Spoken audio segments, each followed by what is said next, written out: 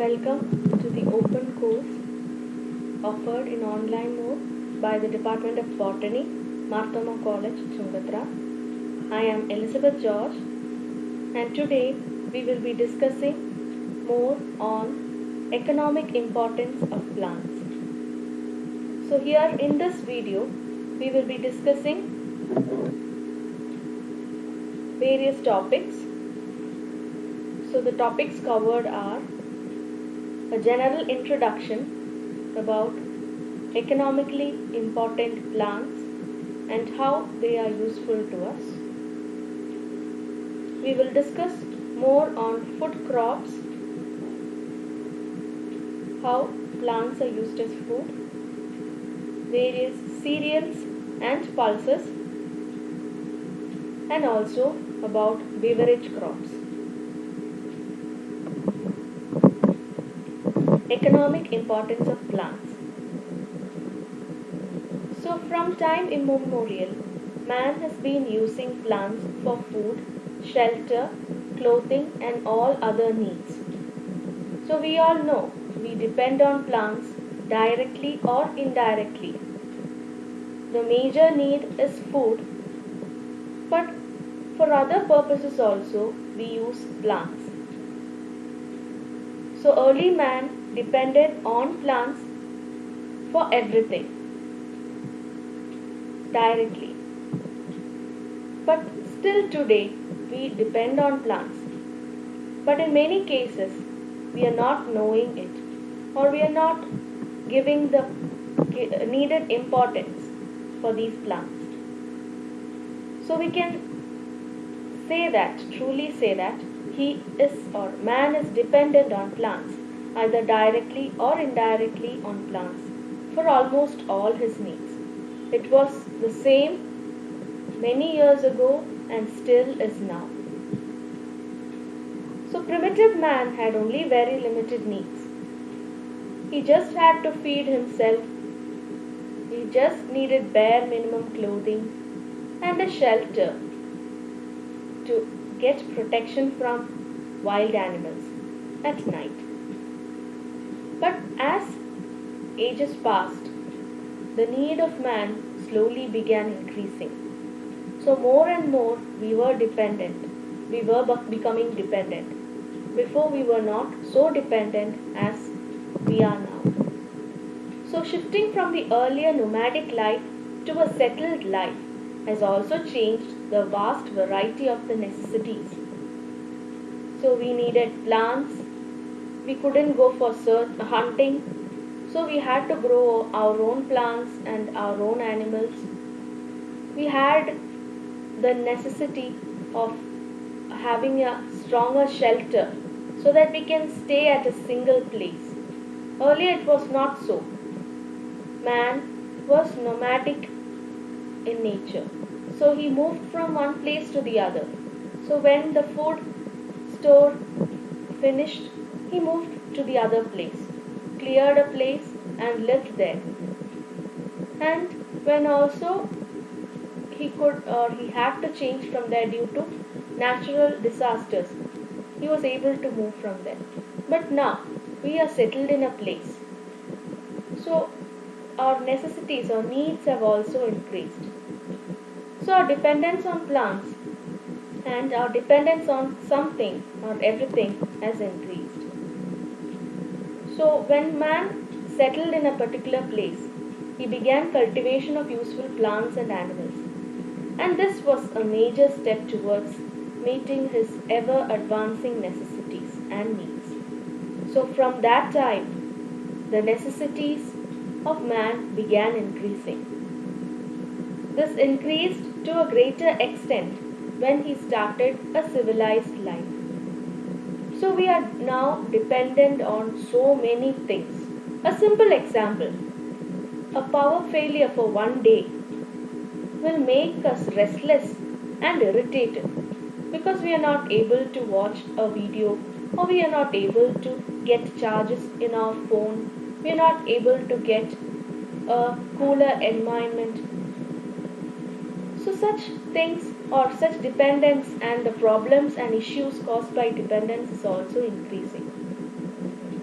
So we'll come to this point. Man is always dependent on nature and especially on plants. So today if we consider various needs of human beings, we can see that there is a longer list. And surprisingly, in some or the other way, it is met by plants or plant products. So plants meet our needs directly or indirectly. Other than these economically important or visible uses, plants also provide very many services which are not provided by any other animal or plant. So there are many ecosystem services. The major ecosystem service provided by plants is the role as the primary producer. Plants are the only organisms, except a few bacteria. Plants can only synthesize, or only plants can synthesize food from the sunlight provided by the solar power and use it for preparing carbohydrates using carbon dioxide and water which is absorbed from the soil. So this carbohydrate circulates through all the life forms in one way or the other. So these plants are consumed by herbivores and other plant-eating animals. Then these herbivores are further consumed by primary carnivores, then by secondary carnivores, and the list goes on. And finally these are decomposed by decomposers, which brings back the nutrients to the soil. And again plants use them to make the food, and the cycle goes on. In addition to these, many services like formation of rain, formation of favorable environment, habitats to plants and animals and other microbes, so many roles are being played by plants, and most often these are left unrecognized and unnoticed. Forests, grasslands, ocean floors, riverbeds, and even oases in deserts are very many ways by which plants serve the other components of biosphere. And these ecosystem services are never ever paid back. We, instead of conserving these plants, are cutting them down. And we can say that these services are the most priceless ones. Priceless means they cannot be replaced, and we cannot give monetary values to these services offered by plants and other components of nature. So we see everything in terms of money or in money values. We see everything as commerce and business. But these services provided by plants and other organisms in the ecosystem, these are not valued by money. How much we pay, we are not able to get these services. So this should be an eye opener to all of us, how plants are playing important roles in our lives. Other than food, other than shelter, and other than clothing, what all are they providing? You can think about this yourself. You can take a small paper and write down what all roles or how all are plants helping us, helping the components, various components of ecosystem. The production and distribution of plants and plant products have profound effects on economic and social life of mankind. Many people are dependent on plant cultivation, getting produces from the plant, converting them into value-added products. So it has become a part of the economic and social life of human beings. Plant products like resins, gums, terpenes, etc. These are the basic raw materials for the production of various other useful items commonly used in our daily life. So if we consider, we can classify plants major economically important plants into classes like food crops, in which cereals, fruits, vegetables, pulses, beverages, etc. will come. Then we have fiber yielding plants, wood yielding plants. This wood can be useful for preparing or making homes and buildings, used for making furniture, can be used as fuel wood, and so on. Oil yielding plants, medicinal plants, dye yielding plants, ornamental plants, resin yielding plants, fossil fuels and other fuels, spices and condiments, and last but not the least, the ones we discussed, plants which play important role in ecological services. So we can extend the list on and on. This list never ends. So we should recognize the importance of plants. We have to conserve them, give them care, time, importance in our daily life. So then we will never have to regret about how we dealt with our planet. So this introduction should be something we should always think about. We should always act upon. So with these words, we will begin our sessions.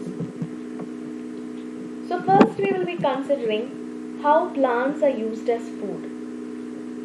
So as I discussed or as I mentioned earlier, plants are majorly used as food for almost all people all around the world.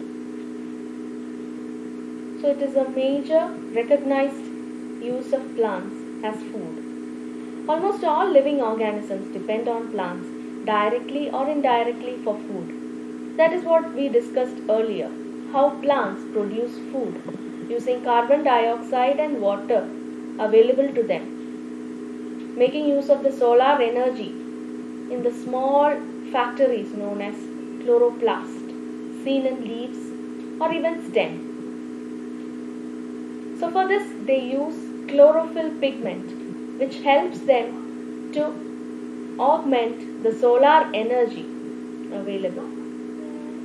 So plants synthesize their own food by the process known as photosynthesis. And these carbohydrates are used in one way or the other by all living organisms. So you will think, are only plants doing this? No. Some bacteria which is able to carry out photosynthesis are also preparing their own food. But except for that, all the other animals are dependent on plants for their food. These carbohydrates which they prepare, they store it as starch in the cells. They store it either in the leaves or in certain storage organs which we see or which we consume as potato, tubers like tapioca, yam, ginger, etc. So these carbohydrate store is mainly a stored mode of food, and they store it in the form of starch, which is a complex compound formed from simple glucose molecules. Some plants also store food in the form of oil and fats. So these are used by humans and other heterotrophic organisms. Heterotrophic means the organisms which depend on other organisms for their food. We also belong to that group. So plants, as they prepare their own food, they are known as autotrophic. They prepare their own food using the available resources to them. So this list goes on. The primary herbivores are consumed by primary carnivores, which are further consumed by secondary carnivores, then tertiary carnivores, and all of these are degraded or decomposed by decomposers. So if plants are extinct, all forms of life will definitely perish because the starting is lost. So then only these photosynthesizing bacteria will be living on the earth. So if we consider food plants, we can classify them into different groups like cereals, millets, pulses, beverages, vegetables, fruits, spices and condiments, and oils. So oils we can have consumable or culinary purpose, and oils are also used for other industrial purposes. Okay, so in this session we will be discussing more on these food crops. So today we will be discussing more about cereals, pulses and beverages. So we'll start with cereals, as cereals are the staple food consumed by almost all populations around the world. So it is a major source of food. And we have studied in our lower classes that majority or major part of the food should be made up of carbohydrates, a smaller part made up of proteins and fats, and some part made up of vitamins and minerals. So this carbohydrate requirement is met in almost all cases by cereals. So this is commonly seen in all populations around the world. So the staple food of almost all population is cereals. So these are plants belonging to the plant family known as Poaceae. So in order to study plants, we classify them into different groups, broader groups and smaller groups. So a larger classification of plants is families, within which we have certain genus or genera, and these genus are seen in different species form. So plants belonging to cereals are mainly members of Poaceae. Fruits of Poaceae plants are known as Caryopsis or grain. It is a useful part of these plants, that is, we consume the fruits of Poaceae plants as cereals. And it is a storehouse of carbohydrates, proteins, fats and vitamins. And of course the majority part is made up of carbohydrates. Along with this, the dried leaves and stem is also commonly used as fodder for cattle, substrate for mushroom cultivation, packing material, composting material, etc. Another similar group or related group commonly considered along with cereals is millets.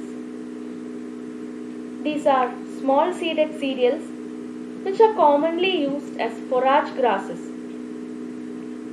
that is, for consumption of cattle and other animals. It is also used as food by human beings. Different examples for various millets are given in the picture.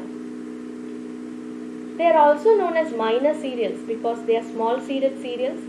The seeds are very minute, and these are made up of plants which belong to around 10 genera and in 14 species.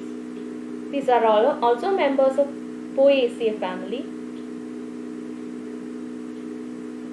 So in this session we will be discussing more about cereals. Rice is an important cereal used by almost all around the world, or all people around almost all parts of the world. The binomial name of rice is Rhiza sativa. Family is Poaceae. Morphology of a useful part is the endosperm of the seed. Endosperm is actually the food which is stored for the growing plantlet. So when the seed germinates into a small plantlet, until the leaves are formed, the seed or the small plantlet has to survive. So until the leaves are formed, they are starting photosynthesis. The food is met by, or the food requirement is met by the endosperm. Paddy is extensively cultivated in countries like India, Sri Lanka, Philippines, Japan, Thailand, etc. In India, this crop is cultivated in states like Andhra Pradesh, Tamil Nadu, Kerala, Maharashtra, West Bengal, etc. As we discussed earlier, this grain is rich in starch but also contains fats, proteins, minerals, etc.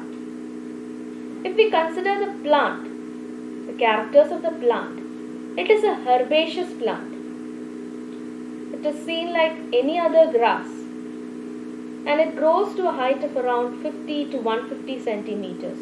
There are some dwarf varieties which are developed by the scientists, and there are some or many of the forms which are used or consumed presently are hybrid lines produced in various laboratories. The stem of rice or paddy is known as culm, and it is partially or fully covered with sheathing leaf base. That is, the base of the leaf is forming a broader part formed or seen as a sheath around the stem. This is character seen in many of the Poaceae members. Just take a grass and detach its leaf. You can see the base of the leaf in a broader fashion. Leaves are arranged in alternate fashion and the flowers are produced in inflorescence, that is, groups of flowers are seen together. And the type of inflorescence is a terminal panicle of spikelets, that is, the inflorescence is seen in the tip of the plant in the form of spikelets. This picture shows the example of rice plant. So the first picture describes or shows us a view of the plant. Then the picture on the right gives us an idea about, or it is a pictorial representation of the plant where different parts of the plant is described. We have the inflorescence with the seeds, with the intricate details of the flower, the anthers and filaments which contain the pollen grains are also detailed. The seeds can also be seen in detail.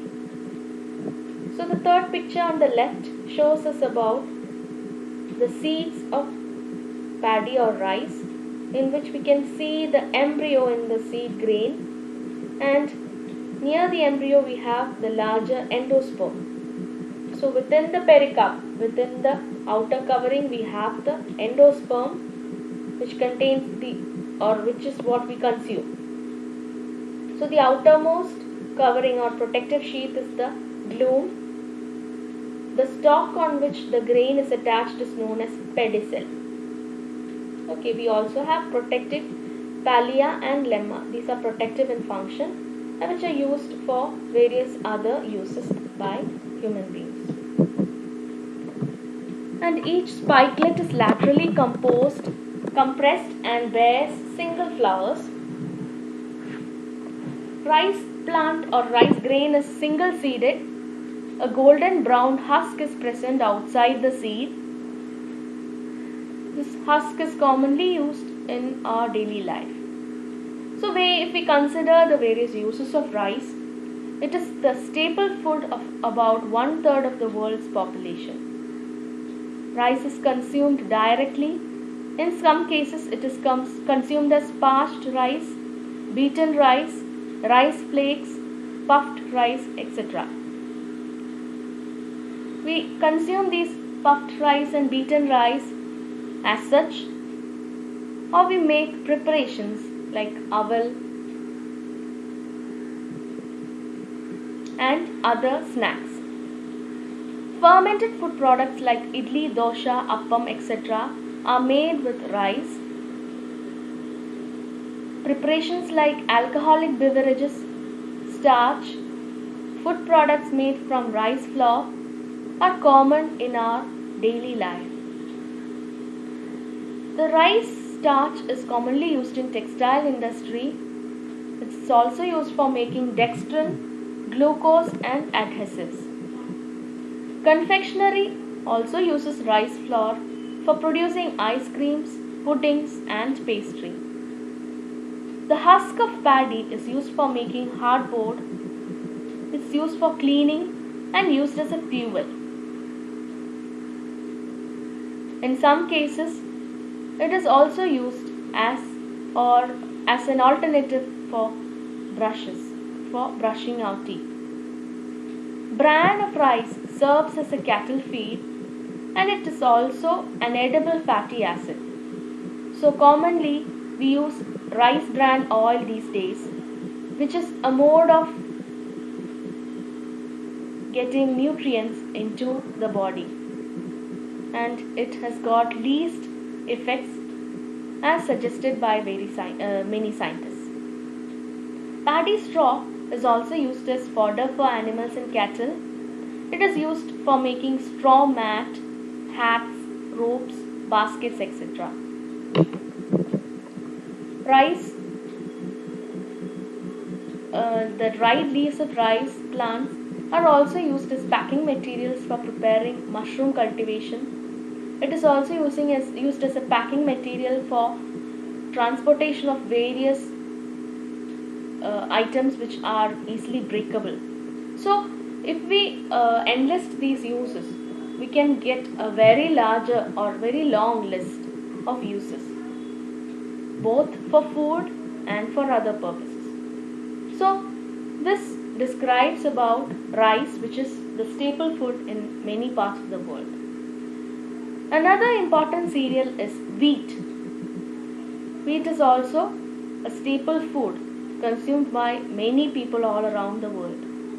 It is used as such and in other forms. The binomial name of wheat is triticum, and many species of triticum are used for food. In addition to these, many new varieties of triticum are used, like it is breeded in vitro or in lab conditions and presented to the common agricultural world. So if we take the commonly cultivated ones, we can say Triticum aestivum. We can also consider many other species of Triticum. Based on the need or necessity, we use many different varieties of wheat for very different purposes. The family is again Poaceae, and the most morphology of the useful part is endosperm. So it is also a widely used cereal crop, and it is found to be cultivated from prehistoric times. This was concluded, or this was confirmed when the pyramids of Egypt were opened, along with the mummies, which are pharaohs who are kept preserved in the pyramids. There were loads of gold, stones, precious stones, honey, and other materials. There was also a region where large amounts of wheat was stored. So, from this, we understood that it was cultivated from prehistoric times, and many wheat varieties which were unearthed from these pyramids were still viable. So, many species like Triticum aestivum, which is the common bread wheat, Triticum durum, the macaroni wheat or durum wheat, Triticum vulgare, which is commonly known as the common wheat, Triticum monococcum, the einkorn wheat, and we have other forms of wheat varieties. So all these are grown in some or the other places all around the world, and we can see that many of them are used for different purposes. So for preparing bread, one variety of wheat is used. For preparing wheat flour, another variety is used. For making pastries, another variety is used. Like that. India is one of the largest producers of wheat in the world. States like Uttar Pradesh, Punjab, Maharashtra, Madhya Pradesh, Haryana, Rajasthan, Bihar, etc. are some of the major producers of wheat. Wheat is a temperate crop. These pictures depict the wheat plants and various forms of their seeds. We can see that there is a long hair-like structures projecting from the wheat inflorescence. The plant is similar to that of rice plant, except for some minor changes. The grains are a little more larger, having long protective hair-like structures. We have the glume and lemma protecting the inner grain, and the spike is seen as dense inflorescence made up of fertile spikelets. Wheat plants are annual plants growing to a height of about 60 to 1500 centimeters. Stem is tufted with 5 to 7 nodes. The internodes are hollow. Leaves was narrow and long with parallel veins and hairy or glabrous depending upon the species. The inflorescence is spike inflorescence made up of smaller spikelets. The head or the ear of grains is made up of many number of flowers. It can range from 20 to 100. Fruit type is Caryopsis. There are oblong seeds with blunt ends. The tip of the seeds are not pointed as in rice. We have blunt ends. The wheat seed contains a seed coat or a testa, embryo, nucellar layer and endosperm as food for the young plantlet. The reserve food in endosperm is the food for the germinating seed, containing starch and gluten mainly. This gluten gives the sticky nature to wheat flour and maida. Carbohydrates, proteins, water, fats, minerals and crude fibers are also present in the endosperm. If we discuss the uses of wheat flour, some or the other form we consume wheat in daily basis. Mainly it is used for preparing flour for bread and pastries. The hard varieties are used for bread preparation and the softer ones for pastry. Wheat is broken down into whole flour, that is the common atta we use. It is broken to smaller fragments known as suji or rava, or commonly known as semolina. And sometimes we use maida for certain preparations like cakes, biscuits and other rotis. And these different forms are used for preparing various breads, biscuits, cakes, food, sweets, various food products, etc. Wheat is also used for producing alcoholic beverages, beer, etc. Wheat straw is used as fodder for cattle, and the starch is used in textile industry. So if we consider the wheat flour, we have larger amounts of gluten which gives the sticky nature, and if we consider maida is also a form of wheat flour, but it is being produced by using various steps other than the normal maida which is being produced.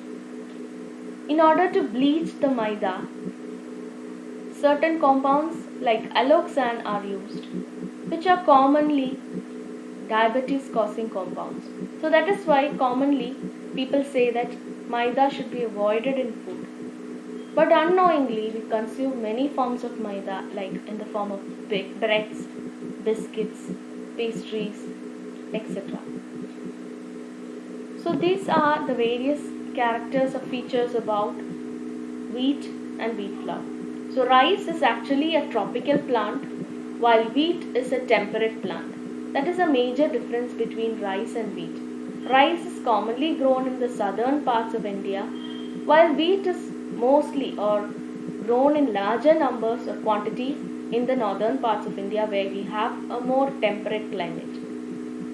So these are various characters about the cereals. Then we'll discuss about pulses. Legumes and pulses are commonly used as food grains. They contain large quantities of proteins when compared to the meat or vegetables. So comparing with cereals also, they contain larger amounts of proteins. Protein is present as aileron layer within these seeds. Pulses have higher protein content. This is mainly due to nitrogen fixing bacteria which is present as symbiotic association with the root nodules of these plants. So these plants contain bacteria, nitrogen fixing bacteria in their root in the form of nodules. These nodules, if we open and keep it under microscope, we can see small bacteria crawling. So these bacteria help to fix the nitrogen present in the atmosphere and convert it into useful forms which are easily used by the plants like ammonia, nitrates, etc. So this nitrogen fixing process helps the plant as a whole and also it helps the soil in the vicinity. So these plants, these leguminous plants or these pulse plants, they are used for crop rotation. That is, if we rotate the crops, if we plant these pulses and leguminous plants, these enriches the soil. This increases the nitrogen content of the soil and it is helping the next crop to grow more flourishingly than if it was not done. Legumes are the fruits of plants belonging to the family Leguminosae, or it is also known as Fabaceae. So this is the broad family of pulses and legumes, Leguminosae or Fabaceae. We consume many types of pulses and legumes like beans, black gram, green gram, Bengal gram, Pigeon pea, dal, chickpea, etc. Here we will be discussing about three major pulses used by us. Everyone knows what green gram is. The binomial name is Vigna radiata. We use it with the seed coat or without the seed coat. The family, as we discussed, is Fabaceae, and in Fabaceae we have three subfamilies. So green gram belongs to the subfamily Papilionaceae. The useful part is seeds. As we said, it is either used as such with seed coat or without seed coat. The distribution of this plant varies from Andhra Pradesh, Bihar, Madhya Pradesh, Orissa, etc. And I can say that there is no child here in Kerala who has never ever germinated these green gram. It is a common procedure or a common project in schools given to students to know more about these plants, seeds and the germination. So in many cases, the students are given projects to grow or germinate green gram in their homes and get a produce. The general uses are tender pods eaten as vegetable, ripe seeds used as dal for curries, and in Kerala we use it for preparing various dishes with and without coconut. Sprouted seeds are often consumed.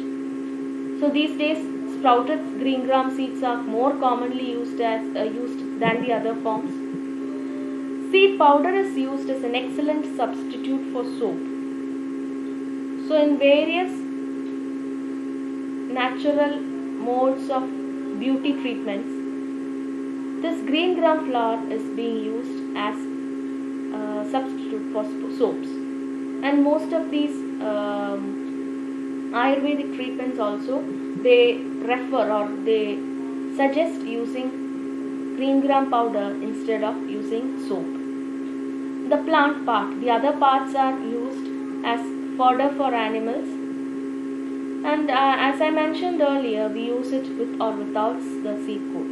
Without the seed coat, we use it for making the sweet dish known as payasam and other forms of curries. And with the seed coat, we use it for making various dishes like upperi, etc. Next is Bengal gram, the one which we usually make curries. Its binomial name is Cicer aretina, belonging to the same family, Fabaceae, and subfamily Papilionaceae. The morphology of the useful part is seed. The distribution in UP, Punjab, Bihar, Madhya Pradesh, Andhra Pradesh, etc. General uses: they are consumed either in roasted or boiled form. The various preparations are being made. The tender leaves are consumed as vegetables. Commonly, 3 different varieties of Bengal gram is found in our places. The commonly are the one seen in the picture, the white form, and a darker form, and a more darker form. Okay, so the fruit, inside the fruit we have the seeds. The seeds are used by us for various preparations. The next one is black gram. The binomial name is Vigna mungo. Family is Fabaceae again, Papilionaceae subfamily. Major part used is seed. Distribution in Madhya Pradesh, Uttar Pradesh, Punjab, Maharashtra and Andhra Pradesh.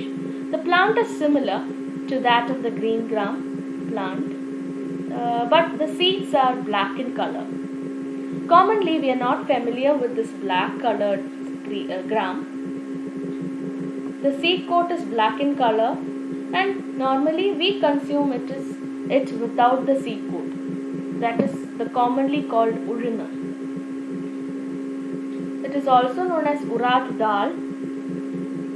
It is eaten either in boiled or raw form or roasted form. The dal prepared from this has a mucilage texture. That is what we see when we grind it for making idli and dosha. We use it for making puppets, vada, and it is also having certain medicinal properties. The extract is immunostimulatory, that is, it increases or boosts the immunological responses within the body. So this is a commonly consumed plant. We are not familiar with the black form. Commonly in northern states, they use it with the seed coat. But normally for us, we are familiar, or we see it usually in this form, white form, without the seed coat. So this comes to the end of the pulses. One more section we will discuss, that is beverage crops. So when we hear the word beverage, alcoholic beverages come to our mind. Alcoholic extracts come to our mind. But actually, beverage is a stimulating drink which gives the sense of well-being and exhilaration to the consumer.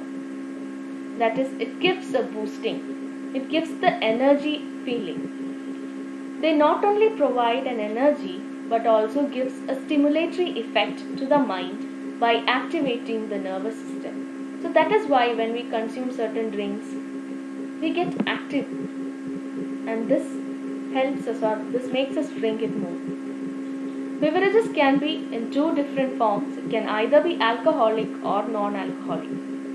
We are more familiar, or we connect the word beverage with more of this alcoholic form. Alcoholic beverages are produced by fermentation of fruits or cereals. So we discussed earlier that wheat and rice can be used for preparing alcoholic beverages. It can also be extracted from various plants like coconut plant. They contain alcohol in very many amounts. That is, some forms contain very least amount of alcohol, while some alcoholic beverages contain larger quantities or larger proportions of alcohol.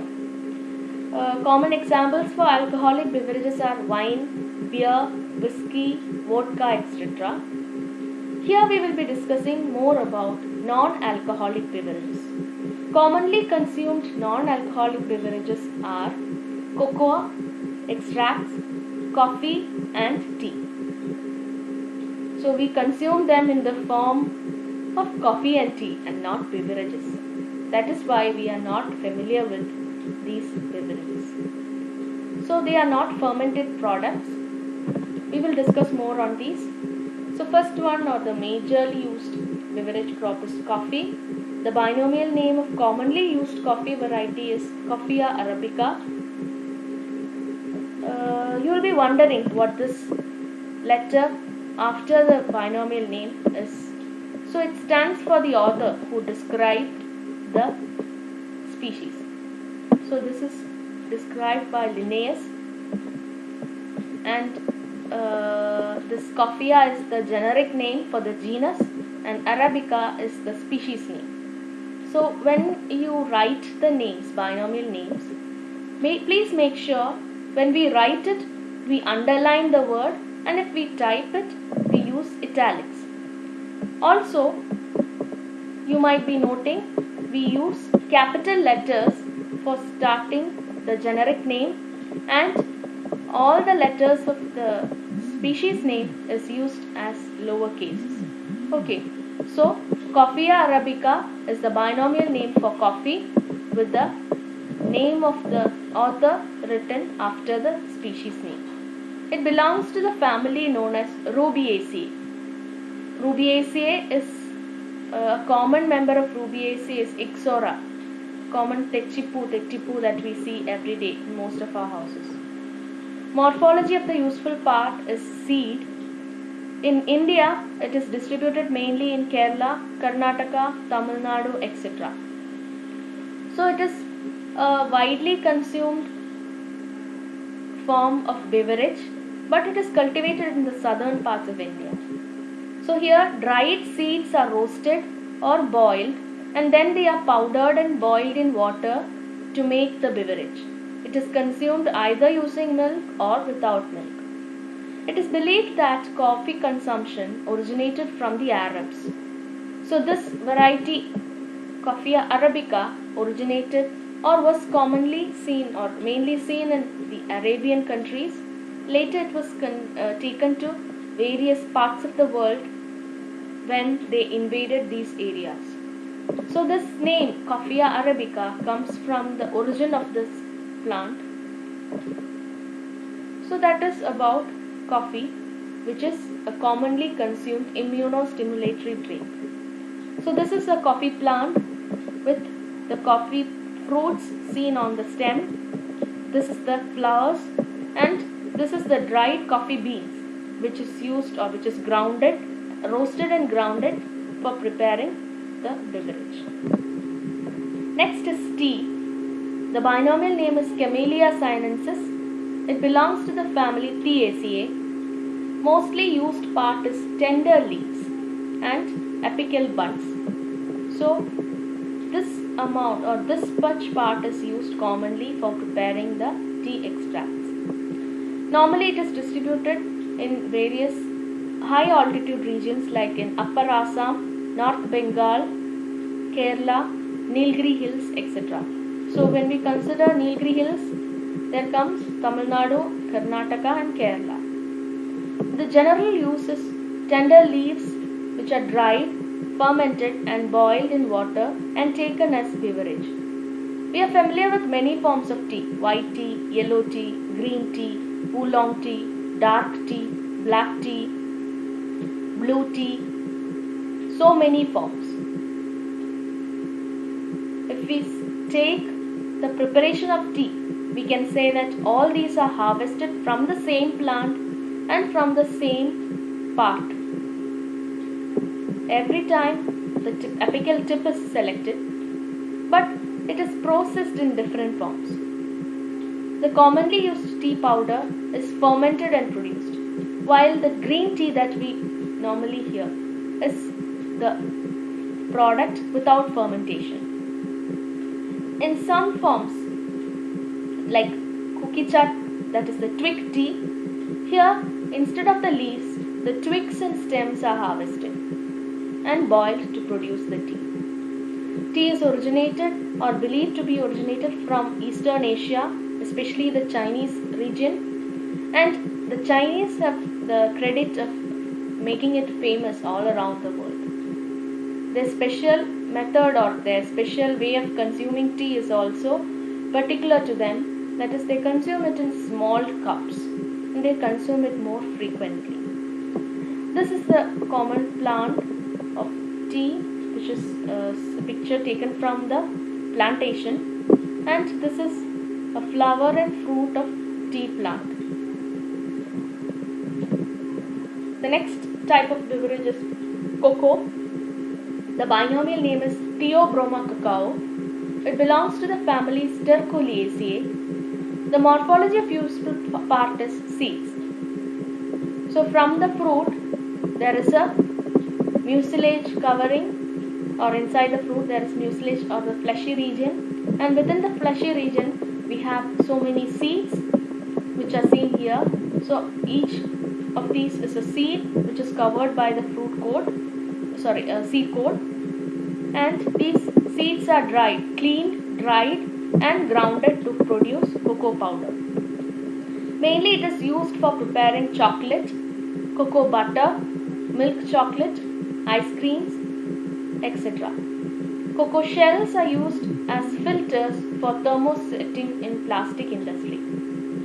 This plant is native to Amazonian forests, and it is mainly cultivated.